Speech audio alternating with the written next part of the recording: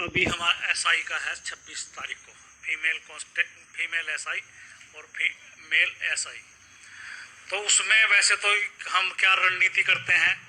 ये सारी चीज़ें कॉन्फिडेंशियल होती हैं, पर कॉन्फिडेंशियल भी वो किस काम की, अगर कोई इवेंट या कोई घटना नकल की हो जाए और हम उसको पकड़े ही खाली, तो हम तो ये चाहते हैं कि ये बात हम पहले ही बता दें कि अब नकल करने वाला की और करवाने वाला की बिल्कुल खैर नहीं है। क्योंकि हमारा जो क्वेश्चन पेपर है, उस क्वेश्चन पेपर के हर पेज पे एक बार कोड है। जैसे उस बार कोड की कोई व्हाट्सएप पे या किसी वजह से इमेज लेगा, उसको बाहर करेगा, सॉल्व कराने की कोशिश करेगा, तो हमारे पास अब ऐसा सिस्टम है कि हमारे को ये पता लग जाएगा कि ये जो पेपर है किस कैंडिडेट का है और किस स्कूल से आउट हुआ है। तो मेरा उन सब लोगों से जो इस प्रयास में है, ये चेतावनी कह लो, मेरी रिक्वेस्ट कह लो कि वो बिल्कुल ऐसा ना करें, क्योंकि उनकी ज़िंदगी खराब हो जाएगी। और ये बार कोड के माध्यम से स्कूल भी और जो कैंडिडेट भी है वो हमारे राडार पे है, हमको ये पता लग जाएगा। अब तक पुलिस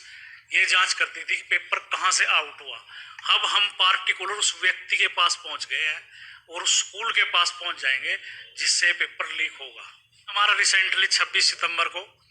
एसआई मेल और फीमेल का एग्ज़ाम है। उसके बाद हमारा 29, 30, 31 अक्टूबर को जो हमारी मेल कांस्टेबल की भर्ती रद्द हुई थी, उसका हमने शेड्यूल जारी कर दिया है और 2-4 दिन में हम उसका नोटिस निकालने वाले हैं। 14 नवंबर को हमारा पीजीटी संस्कृत का है और 11 और 12 दिसंबर का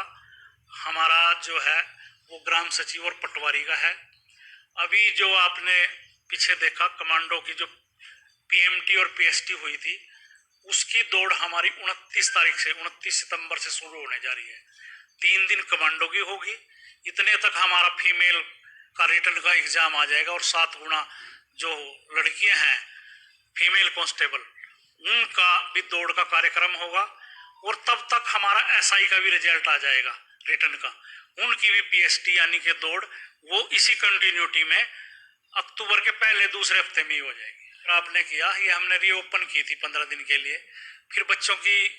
ये अनुरोध आया कि आपका सर्वर डाउन था या बैंक का सर्वर डाउन था, उसको 7 दिन के लिए हमने बढ़ाया था और वो अभी 6 सितंबर को ही समाप्त हुआ है। फरवरी में हम ये जो है ये परीक्षाएं जिनके हमने भी आवेदन लिए हैं, फरवरी में हम इनकी परीक्षाएं लेंगे। प्रश्न पत्र 25% हरियाणा की जी के आती है। रही पुलिस की बात, जो मेल कांस्टेबल है, फीमेल कांस्टेबल है, एसआई है, एसआई मेल फीमेल है, इसमें पुलिस रिक्रूटमेंट एक्ट बना हुआ है और जो पुलिस विभाग की तरफ से उन्होंने सिलेबस निश्चित किया है, हम उसमें ही रहते हैं, हम उससे बाहर नहीं जाते। तो उन्होंने ही हरियाणा जीके का जो है सिलेबस हमारे पास नहीं भेजा है, उन्होंने जो भेजा है सिलेबस उसी के हिसाब से हमने परीक्षा ली है। और रही जो दूसरे परीक्षाएं हैं उसमें जीके के 25% होते हैं। जो आप क्वेश्चन कर रहे हैं ये एचपीएससी का क्वेश्चन है, अभी एचसीएस के पेपर हुए, जैसे मेरे पास बच्चों के अनुरोध आते हैं, मैं तो कैंडिडेट्स के साथ हूँ, तो मैं भी ये समझता हूँ कि इसमें भी कुछ जो है अमेंडमेंट होना चाहिए, हरियाणा जीके के होने चाहिए, इसमें इंग्लिश बिल्कुल नहीं है, हिंदी बिल्कुल नहीं है, तो उसके प्रश्न होने चाहिए हिंदी इंग्लिश के। जैसे जाति है, प्रिंटर है, उसको हमने एग्रीमेंट किया उसके साथ कि आप कोई भी ऐसा क्वेश्चन नहीं पूछेंगे जिसमें जात बरादरी का या धर्म का उल्लेख हो, जिससे किसी की भावनाएं आहत होती हों। रही दूसरी पशुओं की इस तरह की, हम प्रूफ रीडिंग तो करते नहीं, हम पेपर तो पढ़ते नहीं जो पेपर सेटर ने किया। अगर हमने पढ़ लिया वो, तो इसका मतलब तो चेयरमैन को या मेंबर्स को भी पता लग गया कि क्या क्वेश्चन पेपर है। तो हम इन सारी चीजों से हमारे को पता ना हो, वो सेटर को ही पता हो, एग्जामिनर को ही पता हो, क्योंकि अब लीक हुआ पेपर, जैसे पूरी की पूरी जिम्मेवारी प्रेस की या सेटर की थी। अगर वो प्रूफ हमारे पास होता तो आज हम भी कटघरे में खड़े होते। कॉमन एंट्रेंस टेस्ट तो उनकी बात हुई है, जो चेयरमैन है विनीत जोशी जी एनटीए के, तो वो कह रहे हैं कि हम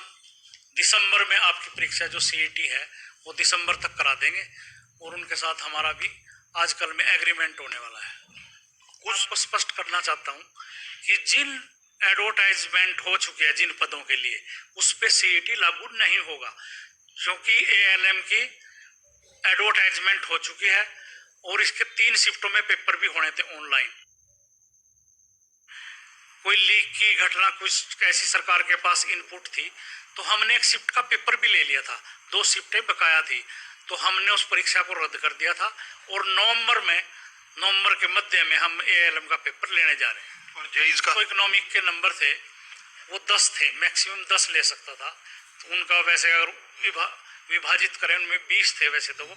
पर कोई कैंडिडेट मैक्सिमम ज़्यादा से ज़्यादा 10 का लाभ उठा सकता था। अब सरकार ने जो पीछे रिजल्ट आए ये देखा कि कहीं ना कहीं सोशो इकोनॉमिक की वजह से जो मेरिटोरियस बच्चे हैं वो पीछे हट रहे हैं। उन्होंने रिटर्न में तो खूब नंबर ले लिए, सिर्फ सोशो इकोनॉमिक की वजह से वो पीछे रह गए और सरकार ने विचार किया होगा कि ये 10 नंबर ज़्यादा हैं